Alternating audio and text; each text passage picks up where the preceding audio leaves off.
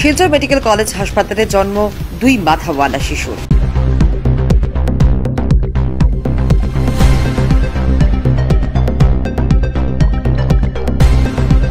আপনারা দেখছেন Barak plus news, সঙ্গে রয়েছে আমি প্রকা। শিলচর মেডিকেল কলেজ হাসপাতালে দুই মাথাওয়ালা অস্বাভাবিক এক শিশুর জন্ম হয়েছে।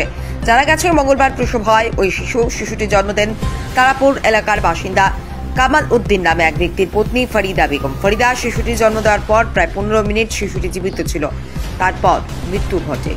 মেডিকেল সূত্রে জানা গেছে জন্মের সময় শিশুটির ওজন ছিল 2 কেজি। গত পরশুদিন রাত্রে একজন পেশেন্ট এসেছিলেন, Farida Begum, wife of Kamal Uddin. Address ছিল তারাপুর কাছাড়।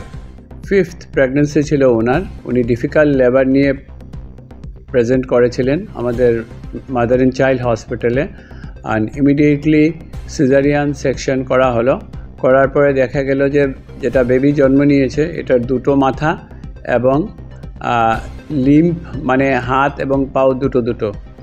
তো বেবিকে রিসাসিটেশন করার পরে সোনোগ্রাফি করা হলো। ওইখানেও দেখা গেল যে বেবির সিঙ্গল হার্ট এবং লাং যেটা ছিল এটা ইমেচিওর ছিল, কারণ বেবিটা 32 উইকস প্রেজেন্টেশন ছিল অ্যান্ড গ্রোথ অল্প কম ছিল, 2.3 কিলো ছিল।